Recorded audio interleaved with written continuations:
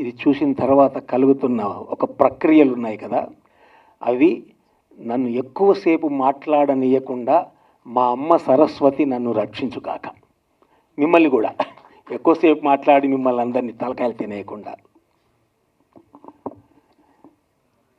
ఇప్పుడు మనం చూసిన భగవద్గీతకి నాకు ఒక చిన్న అనుబంధం ఉంది, అది చెప్తాను.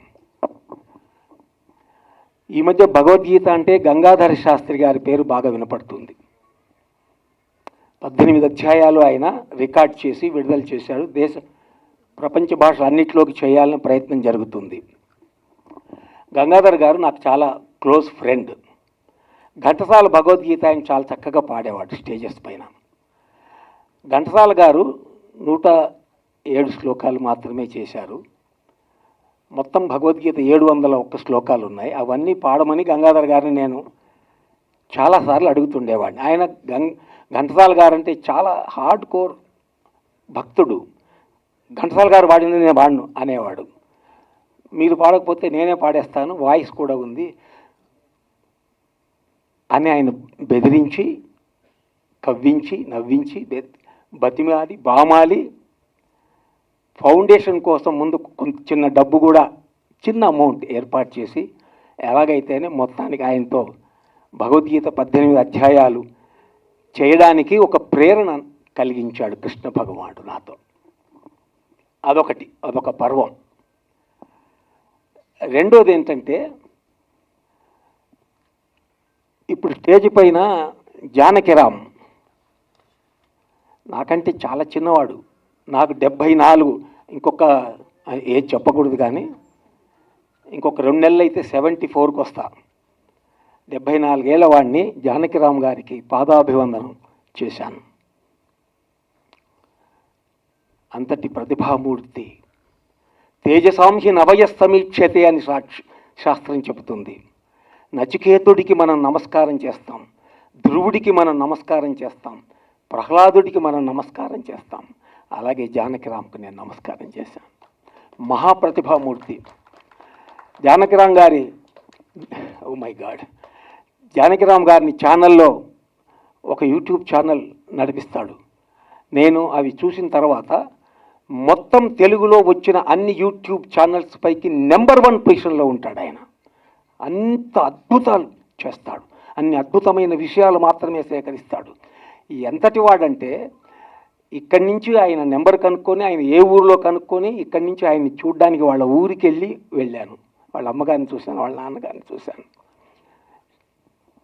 మళ్ళొకసారి హ్యాట్స్ ఆఫ్ అంటే విశ్వక్సేన్ సార్, ఈ భగవద్గీతని మీరు ఓపెన్ చేసినందుకు విశ్వరూప సందర్శనంతో తరతరాలు మీ పేరు గుర్తుపెట్టుకుంటాయి.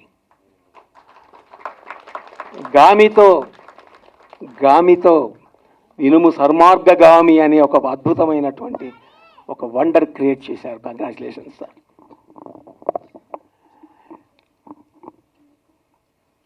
జానకిరామ్ గారి దగ్గరికి వెళ్ళినప్పుడు ఇప్పుడు ఏం చేస్తున్నారని అడిగితే, భగవద్గీతకు కొన్ని బొమ్మలు వేస్తున్నానన్నారు. ఎవరు భగవద్గీత అంటే పట్నాయక్ గారు భగవద్గీత అన్నారు. ఆయన ఏం చేస్తున్నారని వెంటనే పట్నాయక్ గారు, చాలా అనుబంధం నాకు ఆయనతో. ఒక నటుడుగా ఆయన ఒక సినిమాలో ఒక బ్లైండ్ క్యారెక్టర్ చేస్తారు కదా,